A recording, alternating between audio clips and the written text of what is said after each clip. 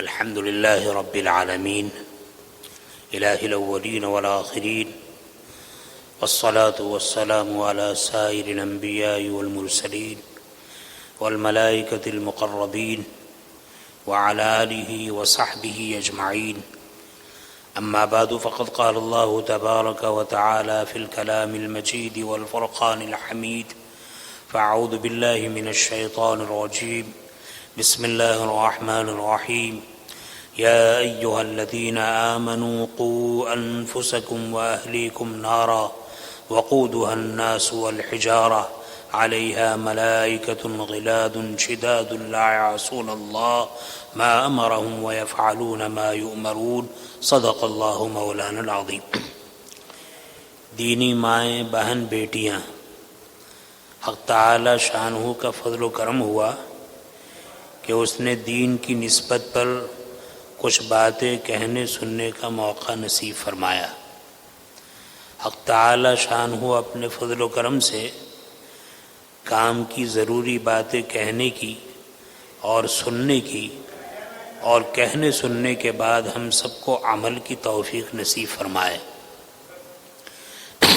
میری مائیں اور بہنیں، اللہ تعالیٰ نے انسان کو پیدا فرمایا، مرد کو بھی پیدا فرمایا، عورت کو بھی پیدا فرمایا، اور ساری مخلوقات میں اس طریقے سے نر اور مادہ کو پیدا فرمایا، اور اسی کے ساتھ پورے عالم کو چلایا. کچھ ذمہ داری مردوں کی ہیں، کچھ ذمہ داری عورتوں کی ہے.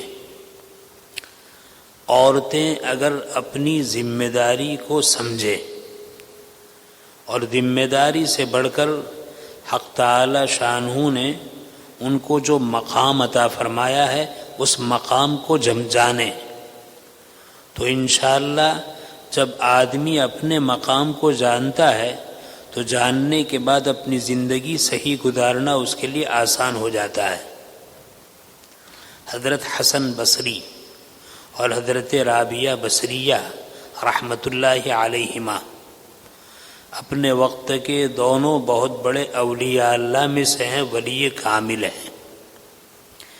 ایک مرتبہ حضرت حسن بصری رحمۃ اللہ علیہ نے حضرت رابعہ بصریہ رحمۃ اللہ علیہ سے فرمایا کہ عورتوں کو یہ مقام حاصل ہیں، یہ مرتبہ حاصل ہیں کہ حق تعالی شانہ نے حضرت آدم علیہ السلام سے لے کر نبی کریم صلی اللہ علیہ وسلم تک جتنے انبیاء علیہ السلام دنیا میں بھیجے، سارے کے سارے انبیاء مرد تھے، کوئی عورت نبی نہیں بنی. گویا کہ مرد کے مقام اور مرد کے مرتبے کو بیان فرمایا. تو حضرت رابعہ بصریہ رحمۃ اللہ علیہ نے فوراً جواب دیا کہ حسن بصری، اس مقام پر اترانے کی ضرورت نہیں ہے. بلا شبہ سارے مرد ہی مقام نبوت سے مالا مال ہوئے ہیں، لیکن حسن تمہیں یہ معلوم ہونا چاہیے کہ اگر عورت نبی بن نہیں سکتی تو عورت نبی جن سکتی ہے. حضرت آدم علیہ السلام کو چھوڑ کر ان کے بعد جتنے بھی انبیاء علیہ السلام دنیا میں پیدا ہوئے، سارے ان ماؤں کی پیٹ سے ہی پیدا ہوئے. تو اگر عورت نبی بن نہیں سکتی تو جن ضرور سکتی ہے، بنتی نہیں ہے، جنتی ہے. یہ مقام ہے عورت کا. اور آپ دوسرا مقام دیکھیے کہ اللہ نے آپ کی صنف کو کیا مقام نصیب فرمایا. نبی کریم صلی اللہ علیہ وسلم کو حق تعالی شانہ نے نبی بنایا. نبوت کا اعلان اور نبوت کا اظہار دنیا میں آپ نے فرمایا. تو سب سے پہلے جس ذات کے سامنے آپ نے نبوت کا اظہار فرمایا وہ ایک عورت ذات تھی، کوئی مرد نہیں تھا. حضرت خدیجہ رضی اللہ تعالی عنہا کے سامنے آپ نے اپنی نبوت کا اظہار فرمایا.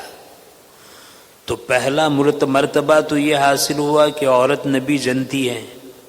دوسرا بہت بڑا رتبہ ہے کہ سب سے پہلے ایمان کا اظہار عورت کے سامنے ہوا، اور تیسرا بڑا مرتبہ اور مقام یہ ہے کہ اس روئے زمین پر امام الانبیاء صلی اللہ علیہ وسلم کے دست حق پرست پر، آپ کے ہاتھ پر ایمان لانے والی اگر کوئی ذات ہے تو عورت ہے۔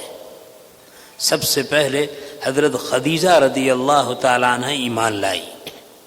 تو میری مائیں بہنیں، یہ مقام ہے عورت کا، یہ مرتبہ ہے عورت کا، اگر عورت اس مقام اور مرتبے کو پہچانے۔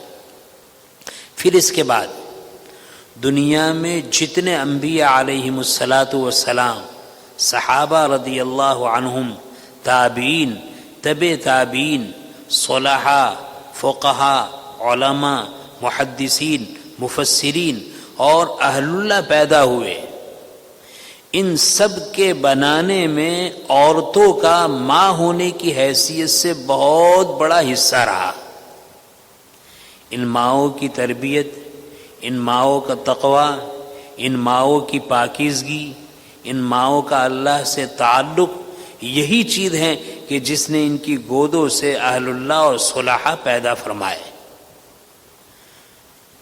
ملک پاناما میں اللہ تعالیٰ نے آپ کو بہت بڑا مقام نصیب فرمایا ہے۔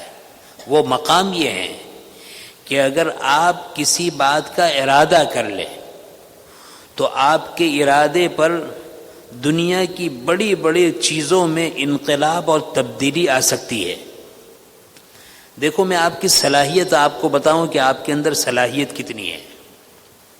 مثال کے طور پر شادی کا موقع آتا ہے یا گھر میں اور کوئی خوشی کا موقع آتا ہے، مشورہ ہوتا ہے، تو مشورے میں شوہر ہونے کے ناطے مرد اپنی رائے پیش کرتا ہے، ماں بہن بہو بیٹی ہونے کے ناطے عورت اپنا مشورہ پیش کرتی ہے۔ لیکن دنیا یہ جانتی ہے کہ گھر کی چہار دیواری میں رہنے والی ماں بہن بیٹیوں کا مشورہ عام طور پر ایسے سارے معاملات میں مرد کے مشورے پر غالب آتا ہے۔ بہت سی مرتبہ دیکھا جاتا ہے۔ دیکھو، یہ برا ماننے کی چیز نہیں ہے، میں صلاحیت بتاتا ہوں کہ آپ کی حیثیت کیا ہے۔ مثال کے طور پر ایک شوہر، ایک مرد، ایک باپ بڑا دیندار ہے، اور ماں کا، بہو کا، بیٹی کا ذہن دیندارانہ نہیں ہے، اور شادی کا موقع آیا۔ مرد چاہتا ہے کہ شادی سنت طریقے پر سادگی کے ساتھ ہو، عورت چاہتی ہیں کہ ماڈرن کلچر کے اعتبار سے کچھ رسم و رواج کے ساتھ ہو، تو آخر میں فیصلہ عورت کی ذات پر ہوتا ہے، اور شادی میں وہ ساری چیزیں وجود میں آتی ہیں جو کلچر چاہتا ہے۔ اس وقت جب دیندار اور نیک مردوں سے پوچھا جاتا ہے کہ بھائی آپ تو بڑے دیندار ہیں، علماء سے تعلق رکھتے ہیں، بیعت کا تعلق ہے، دعوت و تبلیغ سے آپ کا تعلق ہے، چلے آپ لگاتے ہیں، 4 مہینے آپ لگاتے ہیں، مہینے میں 3 دن آپ لگاتے ہیں، اور آپ کے گھر میں شادی ہوئی تو ایسی بات کیوں ہوئی؟ تو بڑے معصوم انداز میں یہ شوہر اور یہ مرد کہتے ہیں کہ بھئی ہمارے گھر کی عورتیں نہیں مانتی۔ وہ بھی اپنی عاجزی اور اپنی بے کسی کا اظہار کرتے ہیں کہ بھئی عورتیں نہیں مانتی۔ دیکھو، کہنے کے اعتبار سے تو یہ چیز بری ہے، لیکن میں اس سے ایک نتیجہ اخذ کرتا ہوں۔ وہ نتیجہ یہ ہے، گویا کہ چہار دیواری میں اپنی بات کو منوانے کا حق تعالی شانہ نے عورت کو جو مقام عطا فرمایا ہے وہ مرد کو حاصل نہیں ہے۔ ہاں، تھوڑا رخ بدلنے کی ضرورت ہے، تھوڑی فکر کرنے کی ضرورت ہے۔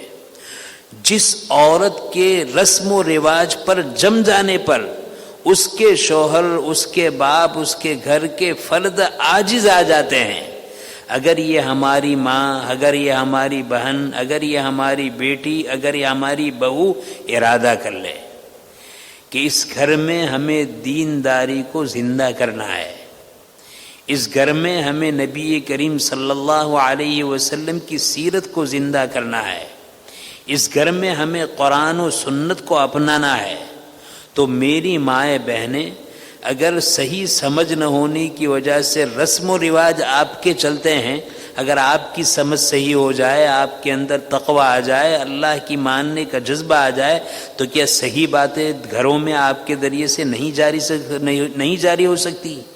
یقیناً جس طرح آپ کے کہنے سے سارے رسم و رواج جاری ہو سکتے ہیں، اگر آپ دینداری پر آ جائے اور دین کو قائم کرنا چاہے تو یہ مرد عاجز اور بے کس ہو جائیں گے آپ کے سامنے، اور بہت آسانی کے ساتھ آپ کے گھر میں دین کا نقشہ، نبی کریم صلی اللہ علیہ وسلم کی سیرت کا نقشہ، اللہ کے احکام کے پورا کرنے کا نقشہ، نبی کریم صلی اللہ علیہ وسلم کی سنت کے زندہ کرنے کا نقشہ آپ کے گھر میں آپ کے ذریعے سے آ سکتا ہے۔ بلکہ ایک ولی کامل نے تو بڑی عجیب بات ارشاد فرمائی، کہا کہ ایک گھر میں ایک عورت ہو اور اس گھر میں اس کے 4 نوجوان بیٹے ہو، کوئی بیٹیاں نہ ہو، اور 5واں اس کا شوہر بھی ہو، تو 5 مرد ہیں اور ایک عورت ہے۔ یہ 5 مرد نیک صالح ہیں، متقی ہیں، پرہیزگار ہیں، اللہ کے فرما بردار ہیں، لیکن عورت کا اور بیوی کا مزاج دینی نہیں ہے۔ تو ان 5 کی دینداری کے باوجود اس گھر میں دینداری کا آنا مشکل ہے۔ کیوں؟ اس لیے کہ گھر کی عورت میں دینداری نہیں ہے۔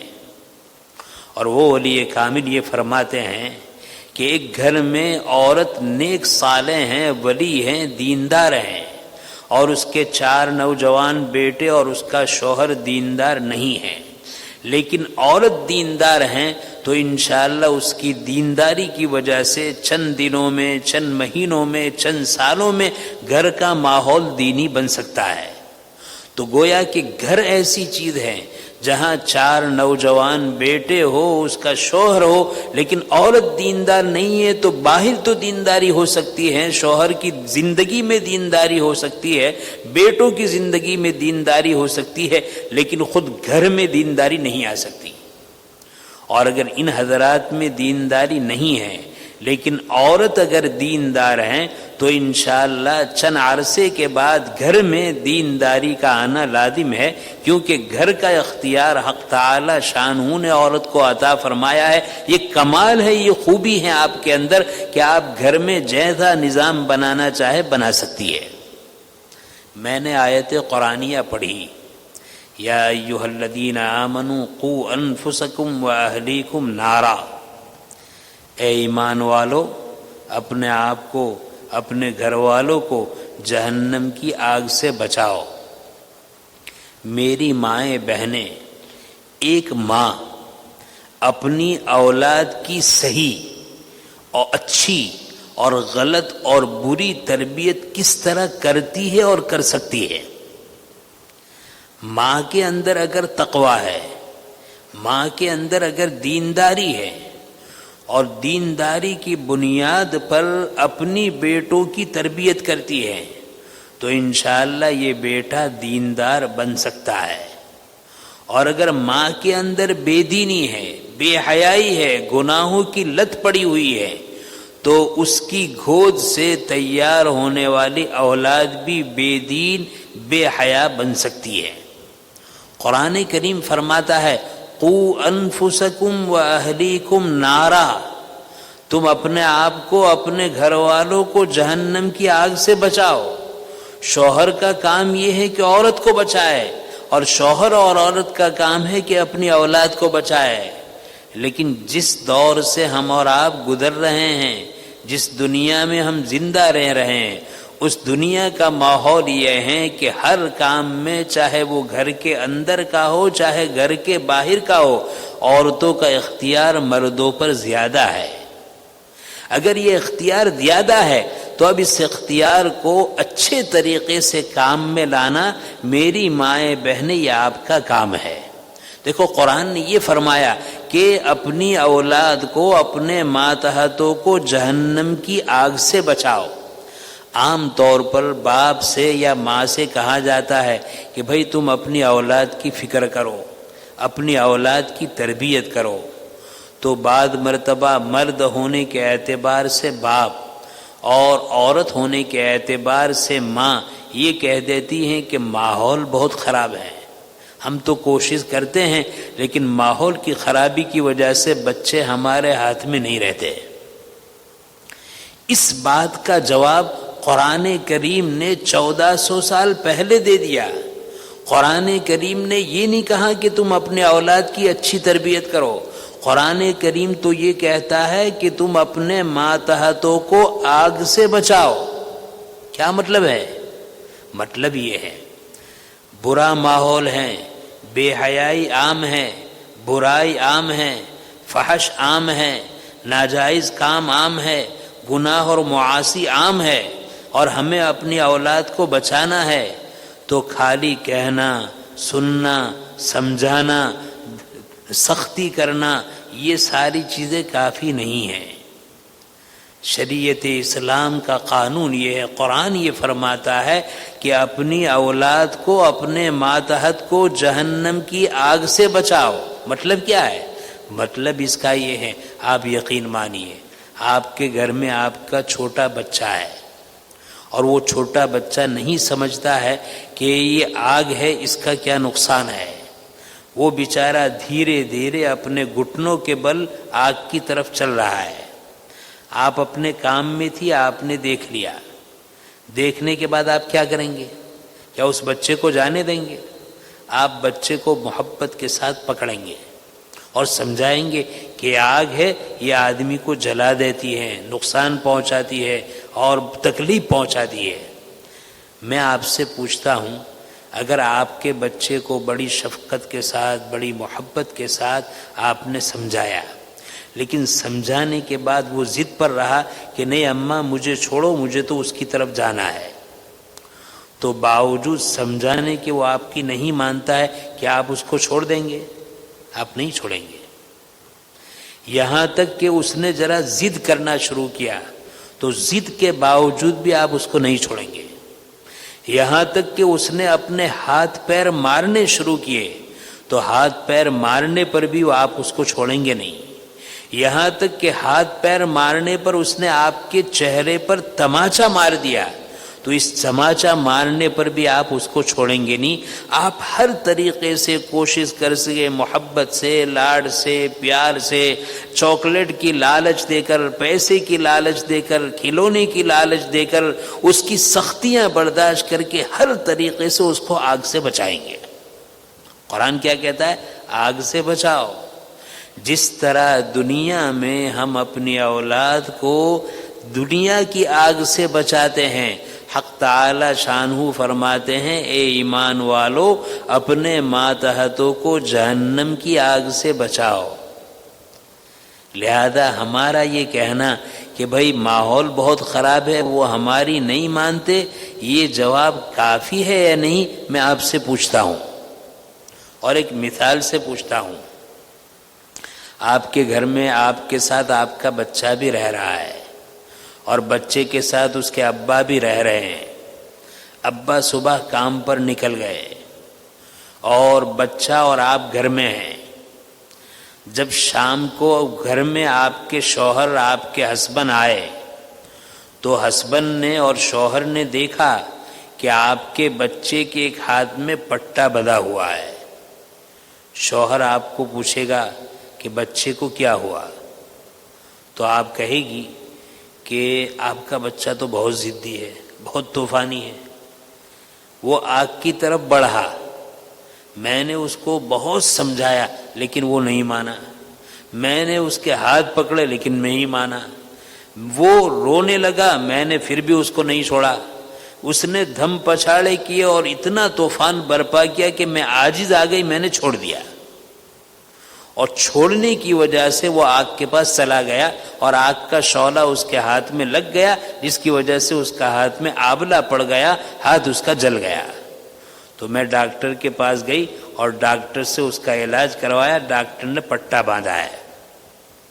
اب میں آپ سے پوچھتا ہوں میری ماں بہنیں کہ آپ نے اپنے ہسبند اور اپنے شوہر کے سامنے یہ عذر پیش کیا کہ چھوٹے بچے کو سمجھایا، اس کا مارنا میں نے برداشت کیا، اس کا طوفان میں نے برداشت کیا، میں نے بہت روکنا چاہا لیکن نہیں رکا، آخر میں نے تنگ آ کر اس کو چھوڑ دیا، میں کیا کروں؟ آپ کے شوہر آپ کی بات مان لیں گے؟ ایک ہی بات کہیں گے کہ بچہ بچہ تھا، ناسمجھ تھا، نادان تھا۔ تم تو ناسمجھ نہیں تھی، تم تو نادان نہیں تھی، تمہیں تو معلوم تھا، اس کو تو معلوم نہیں کہا تھا کہ آگ کا نقصان کیا ہے، آگ کی تکلیف کیا ہے، آگ سے جھلسنا کیا ہے، اس کو معلوم نہیں تھا، تمہیں تو معلوم تھا۔ آخر تمہیں کسی طرح اس کو بچانا چاہیے تھا۔ تو جس طرح گھر میں تمہارے ہسبینڈ اور تمہارے شوہر تمہاری اس بات کو اور تمہارے عذر کو قبول نہیں کریں گے کہ بھئی میں نے چھوڑ دیا اور اس کا ہاتھ آگ میں جل گیا، اسی طرح کل قیامت کے دن حق تعالی شانہ نے پوچھ لیا کہ میں نے تمہیں اولاد عطا فرمائی تھی، رحم و کرم عطا فرمایا تھا، میرے نبی کی سیرت عطا فرمائی تھی، دنیا آخرت کی چیزوں سے واقف کیا تھا، دنیا میں آخرت میں کام آنے والی چیزوں سے واقف کیا تھا اور جہنم میں پہنچانے والی چیزوں سے واقف کیا تھا، تم نے اپنی اولاد کو اس سے کیوں نہیں بچایا؟ تو کیا ہم یہ کہہ دیں گے کہ اے اللہ ماحول بہت خراب تھا، ہم نے تو بہت سمجھایا لیکن نہیں مانا، ہم نے اس کے حال پر چھوڑ دیا؟ تو جس طرح دنیا میں ہمارا یہ عذر ہمارے شوہر کے سامنے قابل قبول نہیں ہے، میری مائیں بہنیں، دنیا کا گھر سے باہر کا ماحول کتنا ہی برا ہو، کتنا ہی گندا ہو، جہنم کی آگ سے بچانے کے لیے جو تدبیر کرنی ہے، اس تدبیر کے سلسلے میں ہم حق تعالیٰ کی بارگاہ میں عرض کرے کہ الہ العالمین ماحول اچھا نہیں تھا اس لیے میں نے چھوڑ دیا۔ جس طرح ہمارا جواب شوہر کے سامنے قابل قبول نہیں ہے، ہمارا یہ عذر بھی حق تعالیٰ کے سامنے قابل قبول نہیں ہوگا۔ تو جس طریقے سے ماں ہونے کے ناطے، باپ ہونے کے ناطے دنیا کی آگ سے اپنی اولاد کو ماں باپ بچاتے ہیں، اسی طریقے سے ضرورت اس بات کی ہے کہ اپنی اولاد کو جہنم کی اور آگ سے بچائے۔ اصل میری مائیں بہنیں مصیبت یہ ہیں، اولاد میں نافرمانی کا جذبہ کب پیدا ہوتا ہے؟ دیکھیے میں اس کی ابتدا آپ سے کہوں، ایک نیک صالح مرد ہے، ایک نیک صالح خاتون ہے، عورت ہے۔ اگر یہ نیک صالح مرد نیک صالح خاتون کے ساتھ نکاح کرتا ہے اور مان لو کہ اس برائی اور بے حیائی کے زمانے میں دونوں گنہگار ہیں یا دونوں میں سے ایک گنہگار ہیں، لیکن رشتہ کرنے سے پہلے دونوں سچی پکی توبہ کرتے ہیں اور توبہ کرنے کے بعد نکاح کرتے ہیں، نکاح کرنے کے بعد ابتدائی دن سے اگر یہ ٹھان لے کہ اب ہمیں اللہ کی نافرمانی نہیں کرنی ہے، جسم کے ایک ایک عضو کو اللہ کی نافرمانی سے بچانا ہے اور بچاتے ہوئے اپنی شادی والی لائف کو گزارنا ہے، ازدواجی زندگی کو گزارنا ہے، چنانچہ شادی ہوئی، مرد نے بھی تقوی اختیار کیا، عورت نے بھی تقوی اختیار کیا، گناہوں سے اپنی آنکھ کی حفاظت کی، گناہوں سے اپنی زبان کی حفاظت کی، زبان سے اپنے کان اور اپنے ہاتھ پیر کی حفاظت کی، گناہوں سے اپنے دل و دماغ کو بچانے کا اہتمام کیا، اور پھر تھوڑے عرصے کے بعد تمہیں یہ امید ہوئی کہ اب حق تعالی شانہ ہمیں اولاد عطا فرمائیں گے، تو ظاہر کے اعتبار سے مرد نے اپنے آپ کو متقی بنا دیا، عورت نے اپنے آپ کو متقی بنا دیا، شادی ہوئی اور دونوں کی ملاقات سے اللہ نے ان کو بشارت دی کہ اب ان کے یہاں بچہ پیدا ہوگا۔ میری مائیں بہنیں، جو تقوی، جو شرم و حیا، جو اچھی عادتیں، جو اچھے اخلاق تمہارے اندر ہیں، تمہارے پیٹ میں جو بچہ بن رہا ہے، یہ ساری خوبیاں، یہ سارے کمالات فطری طور پر اس بچے کے اندر منتقل ہوں گے۔ اگر تمہاری آنکھوں میں حیا ہے اور تم نے اپنی آنکھوں کو بری چیز دیکھنے سے بچایا ہے، تو اس صفت کا اثر تمہاری پیٹ میں بننے والے بچے کی آنکھ میں آئے گا۔ اگر تمہیں نے اپنے زبان پر قابو کیا ہے اور زبان کو جھوٹ سے، چغلی سے، غیبت سے، الزام سے، گانا گانے سے، گالی گلوچ سے بچایا ہے، تو تم نے اس کو بچایا، تمہارے پیٹ میں جو بچہ بن رہا ہے اس بچے کی زبان میں، تمہاری زبان میں جو خوبیاں ہیں اس کے اثر منتقل ہوں گے۔ اسی طریقے سے تم نے اپنے کانوں کو گناہ سے بچایا تو کان کی وہ صفت تمہارے پیٹ میں بچے بننے والے بچے کے کان میں آئے گی۔ یہی حال ہے ہاتھ کا، یہی حال ہے پیر کا، یہی حال ہے دل کا، یہی حال ہے دماغ کا۔ تو جب میاں بیوی تقوی والی زندگی اختیار کرے اور تقوی والی زندگی اختیار کرنے کے ساتھ اپنی ازدواجی زندگی گزارے، اب جو بچہ بنتا ہے وہ بچے میں وہ سارے اثرات آئیں گے۔ لیکن میری مائیں بہنیں، میں بہت ادب کے ساتھ، بہت ٹھنڈے دل کے ساتھ پوچھتا ہوں، خدا نہ خواستہ ہماری ماں بہنوں کی عادت یہ ہو کہ شادی کے بعد بھی ہمیشہ اس کے سامنے موبائل ہو، بلو فلم وہ دیکھ رہی ہو، ناچ گانا وہ دیکھ رہی ہو، فحش مناظر وہ دیکھ رہی ہو، کانوں سے گانے وہ سن رہی ہے، جھوٹ وہ سن رہی ہیں، گالی گلوچ وہ سن رہی ہیں، فحش اور بے حیائی کی باتیں وہ سن رہی ہے، زبان سے بول بھی رہی ہے، کانوں سے سن بھی رہی ہے، اور آنکھ سے ایسے منظر کو دیکھ بھی رہی ہے، اور ہاتھ سے گناہوں کے کام کر رہی ہے، اور پیر کو گناہوں کی طرف لے جا رہی ہے۔ میری مائیں بہنیں، جس طرح آپ کے تقوی اور آپ کے تقدس کا اثر آپ کے پیٹ میں بننے والے بچے پر پڑتا ہے، اسی طرح ہماری برائیوں کا اثر بھی فطری طور پر ان بننے والے بچے کے اوپر پڑے گا۔ میں آپ کو بتلاؤں کہ یہ اثر کس طرح پڑتا ہے۔ حکیم الامت حضرت مولانا اشرف علی تھانوی رحمۃ اللہ علیہ نے ایک واقعہ نقل فرمایا ہے کہ ایک بستی میں ایک نوجوان صالح آدمی تھا۔ اس نے ارادہ کیا کہ اللہ نے مجھے عمر عطا فرمائی ہے، جوانی عطا فرمائی ہے، طاقت عطا فرمائی ہے، میں کسی نیک صالح عورت سے نکاح کروں۔ چنانچہ پوری بستی اور شہر میں نظر دوڑائی کہ بھئی کس گھر کی خاتون نیک صالح ہے۔ چنانچہ نظر دوڑاتے ہوئے ایک گھر کی عورتوں کی طرف نظر گئی کہ بھئی اس گھر کی عورتیں ہیں، بڑی نیک ہیں، بڑی دیندار ہے، بڑی پاک باز ہیں، بڑی عفت معاذ ہیں، بڑی اللہ کو راضی کرنے والی ہے۔ چنانچہ اس گھر میں پیغام پہنچایا، پیغام قبول ہو گیا۔ جس طریقے سے یہ نیک اور دیندار مرد اپنے لیے دیندار لڑکی کی تلاش میں تھا، دیندار گھرانے کے ماں باپ بھی اپنی دیندار بیٹی کے لیے دیندار لڑکے کی تلاش میں تھے۔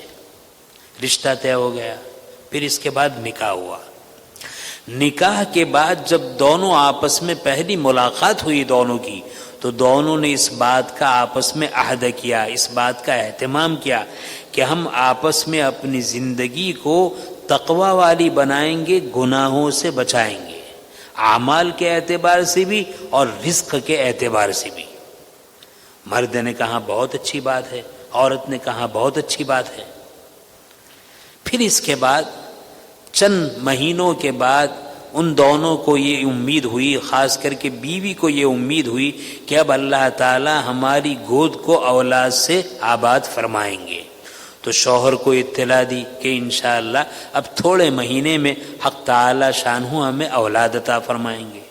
شوہر نے پھر معاہدہ کیا کہ اب اور زیادہ اہتمام کریں گے نیکیوں کا، گناہوں سے اپنے آپ کو بچانے کا، یہاں تک کہ تھوڑے وقت کے بعد بچہ پیدا ہوا۔ اللہ تعالیٰ نے ان نیک صالح میاں بیوی سے نیک صالح لڑکا عطا فرمایا۔ جب لڑکا عطا فرمایا تو یہ دونوں آپس میں پھر عہد کرنے لگے کہ دیکھو ہم نے اپنے آپ کو نیکیوں سے ڈھالا ہے، لہذا ہم ہر نیک کام کو، شکل کو اس بچے کے سامنے پیش کریں گے، بچے کے سامنے کوئی برا نقشہ، کوئی بری نقل و حرکت نہیں کریں گے۔ کہا بہت اچھی بات ہے۔ بچہ پیدا ہوا، بچہ پرورش پاتا رہا، یہاں تک کہ بچہ اتنا بڑا ہو گیا کہ گھر میں آنے جانے لگا، گھر کے باہر اغل بغل کے گھروں میں جانے لگا، دوڑنے لگا۔ ایک مرتبہ ایسا ہوا، یہ بچہ بغل کے بازو کے مکان میں گیا، اور مکان میں جانے کے بعد تھوڑی دیر کے بعد یہ مکان سے اپنے مکان میں آیا۔ اپنے مکان میں آیا تو اس کے داہنے ہاتھ کی مٹھی تھی وہ بند تھی، باپ نے پوچھا بیٹے یہ کیا ہے؟ اب دیکھو یہ ماں اور باپ نے کبھی بھی اپنی اولاد کے سامنے جھوٹ نہیں بولا تھا، ہمیشہ سچ بولتے تھے۔ جب ہمیشہ سچ بولا تھا تو بچہ جانتا ہی نہیں تھا کہ جھوٹ کیا ہے، سچ ہی بولتا تھا، وہ بھی سچ ہی جانتا تھا۔ چنانچہ باپ نے پوچھا کہ بیٹے مٹھی میں کیا ہے؟ تو بچے نے فوراً کہا کہ بیر ہیں۔ بور ہم کھاتے ہیں نا، بور، وہ بورڈی کے، کہا کہ بیر ہیں۔ تو پھر باپ نے کہا کہ گھر بازو والے گھر میں سے تمہیں دیا ہے یا تم وہاں سے چپکے سے لائے ہو؟ تو بچے نے سچ ہمیشہ سنا تھا۔ بچے نے کہا کہ نہیں، وہاں پلیٹ میں بیر رکھا تھا، میں نے دیکھا کہ کوئی دیکھ نہیں رہا ہے تو چپکے سے میں نے بیر اٹھائے اور مٹھی میں چھپا کر لے آیا۔ جب باپ نے یہ بات سنی تو باپ نے اپنے اس بچے کو کچھ نہیں کہا۔ ہمارا حال عجیب ہے، ہم اپنی اولاد کی صحیح تربیت نہیں کرتے، ادب نہیں سکھلاتے، اور پھر جب کوئی غلطی کرتا ہے بچہ تو اس کو ڈانٹتے ہیں، غصے ہوتے ہیں، ایسا کیوں کیا، ایسا کیوں کیا، ایسا کیوں کیا، ہم ڈانٹتے ہیں۔ اس باپ نے اپنے بچے کو کچھ نہیں کہا۔ باپ نے، اس شوہر نے اپنی عورت سے پوچھا کہ بھئی حمل کے زمانے میں اور بچے کے بننے کے زمانے میں اور دودھ پینے کے زمانے میں تیرے کھانے میں کوئی گڑبڑی ہوئی ہے؟ تیرے عمل میں کوئی گڑبڑی ہوئی ہے؟ کہا کہ نہیں، آپ جو کما کر لا کر دیتے ہیں وہ میں بناتی ہوں اور کھاتی ہوں، اور میری تو کوئی کما نہیں ہے اور کوئی برائی بھی نہیں ہے، جس طرح تقوی کی زندگی پہلے تھی اب بھی ہے۔ تو شوہر کہنے لگا نہیں، یاد کرو۔ اچھا، شوہر خود بھی سوچنے لگا کہ یہ بننے کے زمانے میں اور دودھ پینے کے زمانے میں مجھ سے تو کوئی گناہ نہیں ہوا ہے۔ سوچنے کے بعد دیکھا کہ مجھ سے بھی کوئی گناہ نہیں ہوا ہے۔ کہا بیوی سے کوئی گناہ؟ بیوی نے کہا کہ مجھ سے بھی کوئی گناہ نہیں ہوا ہے۔ جب دونوں نے اس طرح کہا کہ گناہ نہیں ہوا ہے،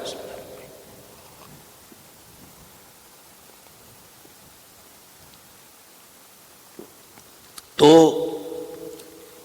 بہت غور و فکر کے بعد عورت کو ایک بات یاد آئی۔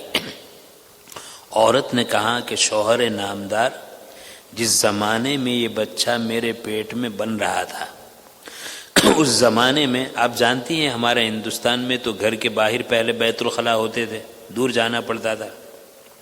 تو کہاں جس زمانے میں یہ بچہ میرے پیٹ میں تھا، ایک مرتبہ مجھے ٹوائلٹ کی اور پیشاب پاخانے کی ضرورت پڑی، چنانچہ میں اپنے گھر سے نکل کر ٹوائلٹ میں گئی۔ جب ٹوائلٹ سے فارغ ہو کر واپس گھر کی طرف آنے لگی تو میرا جو گھر کا باڑا تھا اس کے بغل میں بازو والے گھر کا باڑا تھا، اور اس بازو والے گھر کے باڑے میں ایک بیر کا درخت تھا۔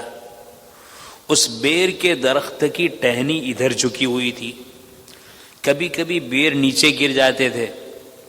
ہمیشہ تو میں ایسا کرتی تھی، جتنے بیر گر جاتے تھے میں اس کو اٹھاتی تھی اور بازو والے کے وہاں دے آتی تھی، لیکن وہ حمل کا زمانہ تھا، پیٹ میں بچہ تھا، تو ایسی وقت میں عورتوں کی طبیعت ایسی ہوتی ہے کہ اس کو کچھ نہ کچھ کھانے کی طبیعت چاہتی ہے، اور ایسی طبیعت چاہتی ہے ان دنوں میں کہ اگر کھانے کی چیز نہ ملے تو مٹی بھی کھا لیتی ہے۔ بعد مرتبہ جب بچہ پیٹ میں ہوتا ہے تو ماں بہنوں پر ایسی کیفیت طاری ہوتی ہے۔ کہا کہ وہی کیفیت تھی، اور میں بیت الخلا سے ٹوائلٹ سے نکلی تو میں نے دیکھا ایک بیر گرا ہوا ہے، میں نے اٹھا کر اس کو کھا لیا، اور میں نے بازو والے سے اجازت نہیں لی۔ شوہر کہنے لگا اللہ کی بندی، اگر تو اس طریقے سے بغیر پوچھے نہ کھاتی تو تیرا بچہ بازو میں جا کر بغیر پوچھے بیر نہ لاتا۔ میری مائیں بہنیں، مجھے بتانا ہے، ہم یہ تو دیکھتے ہیں کہ ہمارے بچوں میں یہ غلطی ہے، یہ شرارت ہے، یہ برائی ہے، یہ نقص ہے، یہ کمی، ہم یہ تو دیکھتے ہیں، لیکن ہم کبھی یہ نہیں دیکھتے کہ یہ برائی ان کے اندر آئی کہاں سے، یہ نقص ان کے اندر آیا کہاں سے۔ دیکھو وہ نیک صالح باپ تھا تو اس نے فوراً غور کیا کہ یہ بچے کو ہم نے اچھا ماحول دیا تھا، اچھی عادتیں بتلائی تھی، نیکی اس کے سامنے رکھی تھی، یہ برائی آئی کہاں سے؟ اس لیے کہ برائی چھوٹوں میں اپنے بڑوں سے آتی ہے، چاہے وہ بڑا باپ ہو چاہے بڑی ماں ہو، اس سے آتی ہے۔ تو انہوں نے سوچا اور سوچنے کے بعد جب جستجو کی، تحقیق کی، تو نتیجے پر پہنچے کہ عورت نے اس زمانے میں ایک بیر بغیر پوچھے کھا لیا تھا، جس کا اثر یہ ظاہر ہوا کہ بچے نے بھی بغیر پوچھے بادو والے کے گھر سے بیر چرا لیا۔ تو میری مائیں بہنیں، بچپن کے زمانے میں اگر اچھی تربیت کرنے کے ساتھ اگر کوئی برائی ہمارے بچوں کے اندر دیکھنے میں آئے تو ہمیں فوراً فکر کرنا چاہیے کہ ہم سے تو کوئی غلطی نہیں ہوئی ہے۔ ہمارا حال یہ ہوتا ہے، ہم شریعت کو عملی طور پر ان بچوں کے سامنے پیش کریں۔ مثلا ہم کھانا کھائیں گے تو کھانے سے پہلے بچوں کے سامنے ہاتھ دھوئیں گے، دسترخوان بچھائیں گے، بیٹھ کر کھانا کھائیں گے، بسم اللہ پڑھیں گے، سامنے سے کھانا کھائیں گے، سر پر ٹوپی پہن کر، دوپٹہ پہن کر کھانا کھائیں گے۔ پانی پینے کا وقت آیا، ہم کھڑے ہیں تو پانی لیں گے، گلاس میں بیٹھیں گے، سر کو ڈھانکیں گے، بسم اللہ پڑھیں گے اور اس کے بعد پانی پئیں گے۔ بیت الخلاء ٹوائلٹ میں جانے کا وقت آئے گا تو پہلے بایاں پیر داخل کریں گے، نکلنے کا وقت آئے گا پہلے سیدھا پیر نکالیں گے۔ یہ ساری چیزیں ہم ان کے سامنے پیش کریں گے تو بچے کا دل و دماغ بالکل کوری سلیٹ ہے، وہ ہر چیز کو کیچ کرتا ہے، ہر چیز کو لیتا ہے، وہ ہمیں دیکھتا جائے گا، نقالی کرتا جائے گا۔ دیکھو آج کے دور میں ہم دیکھتے ہیں، اور صحیح بات یہ ہے کہ آپ سب جانتی ہیں میری مائیں بہنیں، اللہ تعالیٰ نے اس دور کی اولاد کو جو سمجھ عطا فرمائی ہے، جو ذہن عطا فرمایا ہے، جو سوجھ بوجھ عطا فرمائی ہے، ہمارے اپنے بچپن کے زمانے میں ہمارے پاس ایسی سوجھ بوجھ نہیں تھی، ایسی سمجھداری نہیں تھی، ایسا قوت حافظہ نہیں تھا۔ اسی لیے بعد مرتبہ یہ چھوٹے چھوٹے بچے ہم سے ایسے سوال کرتے ہیں کہ ہمارا دماغ چکرا جاتا ہے کہ اتنا چھوٹا بچہ اور ایسا سوال۔ تو گویا کہ اس دور کے بچوں کو حق تعالی شانہ نے سمجھ بھی بہت اعلیٰ عطا فرمائی ہے، قول اسی طرح حفظ کی طاقت بھی بہت اچھی طرح عطا فرمائی ہے، اور اسی طرح بات کو سمجھنے کا انداز بھی بہت اچھا عطا فرمایا ہے۔ ضرورت اس بات کی ہے ہم ہر اچھائی کو ان کے سامنے رکھے اور ہر برائی سے ان کو بچائے۔ میری مائیں بہنیں، میں آپ کو بتاتا ہوں، یہ تو ایک بات بتائی جو اس زمانے کی بات ہے کہ بچہ پیٹ میں تھا اور اس کا اثر بعد میں ظاہر ہوا۔ میں دوسری بات بتاؤں کہ بچہ پیٹ میں ہو اور ماں نیک صالح ہو تو اس نیک صلاح و تقوی کا اثر بچے پر کس طرح پڑتا ہے۔ حضرت شیخ الحدیث مولانا محمد زکریا صاحب رحمۃ اللہ علیہ، جن کی فضائل اعمال الحمدللہ دنیا بھر میں پڑھی جاتی ہے اور تعلیم کی جاتی ہے، ان کے دادا تھے حضرت مولانا محمد اسماعیل کاندھلوی رحمۃ اللہ علیہ۔ ان کے حالات میں لکھا ہے کہ وہ پیدا ہوئے، پیدا ہونے کے بعد عمر بڑھتی رہی اور بولنے لگے۔ جس زمانے میں اچھی طرح بولنے لگے، پاؤ پارا قرآن کریم کا حافظ ہو چکے تھے۔ تحقیق کی گئی بھائی ایسا اس کی کیا وجہ ہے کہ بچے کو تو کسی نے پڑھایا نہیں، کسی نے سکھایا نہیں، پھر پاؤ پارے کا حافظ کس طرح ہے؟ تو تحقیق کرنے پر پتہ چلا کہ جب سے یہ بچہ ماں کے پیٹ میں بنا تھا 4 مہینے کے بعد، وہاں سے لے کر پیدائش کا جو زمانہ گزرا ہے، ان کی والدہ بہت کثرت کے ساتھ قرآن کریم کی تلاوت کرتی تھی۔ اتنی تلاوت کرتی تھی کہ بچہ ماں کے پیٹ میں پاؤ پارے کا حافظ ہو گیا۔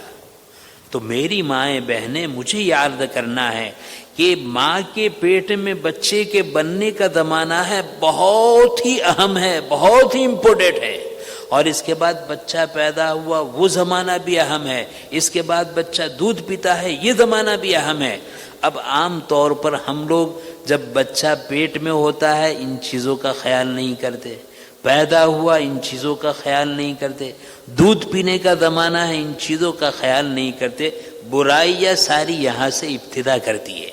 اگر ان زمانوں کی حفاظت کی جائے تو میری مائیں بہنیں، حق تعالی شانہ ازل سے ہیں ابد کے لیے، وہ ہمیشہ سے ہیں، ہمیشہ رہیں گے، اس حق تعالی شانہ نے جس طرح پہلے دور میں انہی تم ماں بہن بیٹیوں کی کوکھ سے اور پیٹ سے جنید بغدادی، شبلی نعمانی، شیخ عبد القادر جیلانی، خواجہ معین الدین چشتی اور خبیب اعظمی ایسے اہل اللہ اولیاء پیدا فرمائے، میری ماں بہنیں ظاہری اسباب کے درجے میں اگر ہم نے اپنے آپ کو متقی اور پرہیزگار بنا دیا، حمل کے زمانے میں اپنی حفاظت کی، دودھ پلانے کے زمانے میں اپنی حفاظت کی، اور اسی طریقے سے بچپن میں ان بچوں کی حفاظت کی، تو آج بھی تمہارے پیٹ سے ایسے شیخ زکریا اور مولانا الیاس کاندھلوی اور حضرت حکیم الامت تھانوی اور حضرت مولانا حسین احمد مدنی آج بھی پیدا ہو سکتے ہیں۔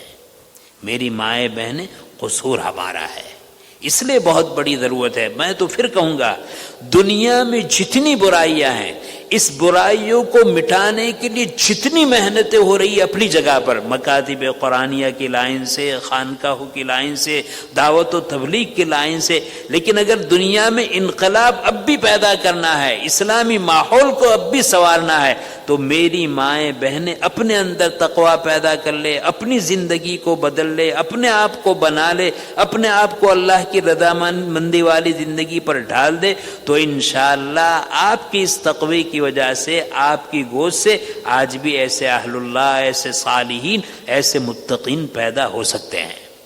پھر اس کے بعد اگر گھر میں آپ کی یہ تربیت ہے، اس تربیت کے بعد ماشاءاللہ آپ کے بچے مکتب میں جائیں گے، مکتب میں حضرات اساتذہ کی محنت ہوگی، تو جو تربیت آپ نے بچپن پہ بھی کی ہے اس پر پروان چڑھے گا اور بڑھے گا، پھر یہ دارالعلوم میں جائے گا۔ اور میں تو یہ کہتا ہوں کہ اگر کوئی بچہ دارالعلوم میں نہ جائے، لیکن اگر پیٹ کے زمانے میں اس کی صحیح تربیت ہوئی ہے اور بچپن میں صحیح تربیت ہوئی ہے اور پھر مکتب میں صحیح تربیت اس نے پائی ہے، انشاءاللہ کبھی بھی یہ بچہ، کبھی بھی یہ بچی گناہوں کے شکار نہیں ہوں گے، برائیوں کے شکار نہیں ہوں گے، کفر، شرک اور ارتداد کے شکار نہیں ہوں گے، بلکہ ہمیشہ تقوی اور تقدس پر رہیں گے۔ تو میری مائیں بہنیں، میں پھر آپ سے بڑے ادب کے ساتھ عرض کروں گا کہ اللہ نے ہر عورت کو، ہر ماں بہن، بہو، بیٹی کو اپنی چہار دیواری میں بہت زبردست پاور عطا فرمایا ہے، بہت زبردست سپر پاور عطا فرمایا ہے، سپر طاقت عطا فرمائی ہے۔ اس طاقت کا استعمال کرتے ہوئے آپ اپنے آپ کو نیک صالح بنائے، اپنے گھر کے افراد کو نیک صالح بنائے، تو انشاءاللہ پھر حال یہ ہوگا کہ آپ عمر کے بڑھاپے میں پہنچیں گی، آپ کی اولاد آپ کے لیے بہترین خادم ثابت ہوگی، اور جب آپ کا جنازہ نکلے گا وہ آپ پر نماز جنازہ پڑھے گی، اور جب آپ کی قبر تیار ہوگی وہ آپ کے لیے دعائے مغفرت اور ایصال ثواب کرے گی۔ اور اگر میری مائیں بہنیں ان تربیت میں ہم نے غفلت کی، کوتاہی کی، اور بجائے نیک بنانے کے وہ برے ہوئے، تو بڑھاپے میں خون کے آنسو رونے کے بعد بھی ہماری ایک آہ کا جواب دینے کے لیے اولاد تیار نہ ہوگی۔ اور انتقال ہو گیا، اگر وہ بیٹا ہے کسی کانفرنس میں بیٹھا ہوا ہے تو وہ کہے گا کہ تم ہی اس کو غسل دے دو، میں میٹنگ میں ہوں، اور تم ہی اس کی جنازہ پڑھ لو، میں بعد میں آ رہا ہوں، اور تم ہی اس کو دفنا دو، میں بل ادا کر دوں گا، میرے پاس فرصت نہیں ہے۔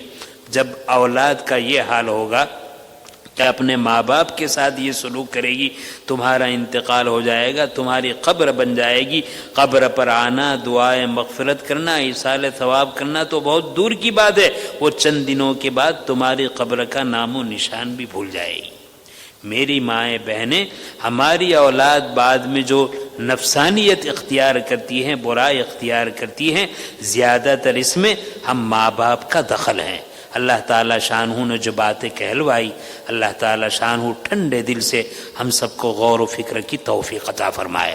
آخر میں ایک بات یہ بھی عرض کر دوں، اگر ہماری اولاد نافرمان ہے، ہماری تربیت نہ کرنے کی وجہ سے، میری مائیں بہنیں کبھی اپنی اولاد کے لیے بد دعا نہ کرے، بلکہ اہتمام سے روزانہ 2 رکعت صلاۃ الحاجہ پڑھ کر اس کے لیے دعا کرتے رہیں۔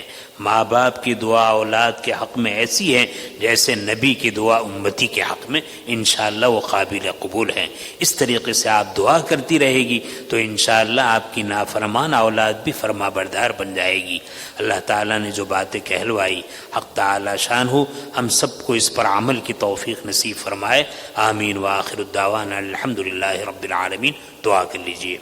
سبحانك اللهم وبحمدك وتبارك اسمك وتعالى جدك وجل ثناؤك ولا إله غيرك، اللهم صل على محمد، اللهم صل على سيدنا ومولانا محمد وعلى آل سيدنا ومولانا محمد صلاة تنجنا بها من جميع الأحوال والآفات وتقضي لنا بها جميع الحاجات وتطهرنا بها من جميع السيئات وترفعنا بها عندك على الدرجات وتبلغنا بها أقصى الغايات من جميع الخيرات في الحياة وبعد الممات، إنك على كل شيء قدير۔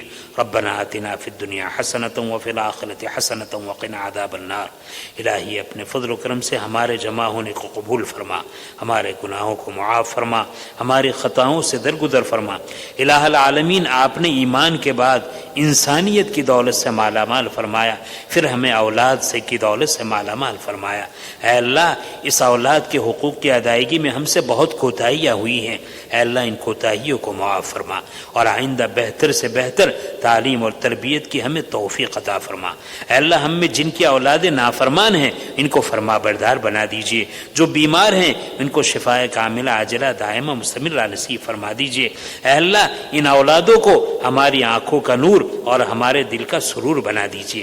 اے اللہ، ان اولاد کے حقوق کی ادائیگی کا ہمیں اہتمام نصیب فرما دیجئے۔ اے اللہ، ہمارے ہاتھوں سے ہمارے اولاد کی بہترین تعلیم اور تربیت ہو، اے اللہ اس کی شکلیں اور صورتیں پیدا فرما دیجئے۔ الہ العالمین، ہمیں اس کی فکر نصیب فرما، اس کی دھن نصیب فرما، ہماری نسل ضائع ہو اور ہم عیاشی میں پڑے ہو، گناہوں میں پڑے ہو، اپنی دنیا کے چکر میں پڑے ہو۔ اے اللہ، ایسی بے حسی سے ہماری حفاظت فرما۔ اے اللہ، ہمیں اپنی فکر نصیب فرما، اپنی نسلوں کی فکر نصیب فرما، اپنی اولادوں کی فکر نصیب فرما، ہمیں اپنے آپ کو سنوارنے کی توفیق عطا فرما، اپنی اولادوں کی بہترین تربیت کی ہمیں سعادت اور توفیق نصیب فرما۔ ہماری اولادوں کو نیک صالح بنا، ہمارے لیے ذخیرہ آخرت بنا، ہمارے لیے ذریعہ نجات بنا، ان کی دینی اور دنیاوی ساری ضرورتوں کو اپنے خزانے غیب سے پوری فرما۔ الہ العالمین، اس عالم میں کتنی تیری بندی ہیں اے اللہ جن کے شوہر کا انتقال ہو چکا ہے یا شوہروں نے طلاق دی ہے، اے اللہ ان کے لیے بہتر سے بہتر شکلیں پیدا فرما۔ اے اللہ جن کے بیٹے اور بیٹیاں نوجوان ہو چکے ہیں، شادی کی عمر کو پہنچ چکے ہیں، اے اللہ ان کو بہتر سے بہتر جوڑے عطا فرما۔ اے اللہ جن کے رشتے نکاح کی نسبت پر وجود میں آ چکے ہیں، ان کے درمیان محبت والی، نرمی والی، شفقت والی، ایک دوسرے کے حقوق کو پہچان کر ادا کرنے والی زندگی نصیب فرما۔ آپس کی نا اتفاقی اور ناچاقی سے حفاظت فرما۔ عفت اور پاک دامنی مردوں میں بھی عطا فرما، عفت اور پاک دامنی عورتوں میں بھی عطا فرما۔ شوہر کو اپنی عورت کے حقوق اور عورتوں کو اپنے شوہر کے حقوق اور والدین کو اپنے اولاد کے حقوق اور اولاد کو اپنے والدین کے حقوق پہچان کر ادا کرنے کی سعادت اور توفیق نصیب فرما۔ الہ العالمین، ہمیں اور ہماری قیامت تک آنے والی نسلوں کو اے اللہ اسلام پر زندہ رکھیے اور حسن خاتمہ کی دولت سے مالا مال فرما۔ الہ العالمین، ہماری نسلوں کو اے اللہ عقائد حقہ، علوم نافعہ، اعمال صالحہ اور اخلاق فاضلہ سے مالا مال فرما۔ الہ العالمین، ہماری نسلوں کو عقائد باطلہ، علوم فاسدہ، اعمال قبیحہ اور عادات رذیلہ سے ان کی حفاظت فرما۔ الہ العالمین، کتنی مائیں اپنی اولاد کی بے راہ روی پر پریشان حال ہیں، آنسوئے بہا رہی ہے۔ اے اللہ ہدایت آپ کے قبضے قدرت میں ہے۔ اے اللہ ہر ایک اولاد کو اپنے ماں باپ کی صحیح قدردانی نصیب فرما، ہر ایک ماں باپ کو اپنی اولاد کی صحیح قدردانی نصیب فرما۔ الہ العالمین، دینداری کے ساتھ زندگی گزارنے کی توفیق عطا فرما۔ اے اللہ پورے عالم میں اور خاص طور پر اس ملک میں ہماری ماں بہن بہو بیٹیوں کی عزت اور عصمت کی حفاظت فرما، ہمارے نوجوانوں کی عزت اور آبرو کی حفاظت فرما۔ الہ العالمین، زنا سے ہماری حفاظت فرما۔ اے اللہ شراب نوشی سے ہماری حفاظت فرما، جوئے بازی سے ہماری حفاظت فرما، تیری ہر چھوٹی بڑی نافرمانی سے حفاظت فرما اور تیری رضامندی والی زندگی نصیب فرما۔ الہ العالمین، جو کچھ مانگا وہ بھی عطا فرما، جو کچھ رہ گیا اپنے فضل سے اس سے بڑھ کر اور بہتر عافیت کے ساتھ بے ماگی نصیب فرما۔ الہ العالمین ہماری دعا کو اپنے فضل و کرم سے، اپنے اسماء حسنہ کی برکت سے اے اللہ قبول فرما۔ اے اللہ ہماری ماں بہن بہو بیٹیاں جو اس مجلس میں آئی ہیں بے انتہا ان کو قبول فرما، ان کی جب تمام جائز حاجات اور جائز مرادیں اور جائز تمنائیں اے اللہ ان کو پورا فرما۔ اے اللہ ان بیٹیوں کی، ان بہو کی، ان ماؤں کی اے اللہ آرزوؤں کو اور حاجت کو آپ اور ہم سے زیادہ جانتے ہیں، ساری نیک حاجاتوں کو پورا فرما۔ اے اللہ ہماری دعا کو اپنے فضل و کرم سے، اپنے اسماء حسنہ کی برکت سے قبول فرما۔ ربنا تقبل منا انک انت السمیع العلیم وتب علینا انک انت التواب الرحیم، وصلی اللہ تعالی علی خیر خلقہ سیدنا و مولانا محمد وآلہ وصحبہ اجمعین، آمین برحمتک یا ارحم الراحمین۔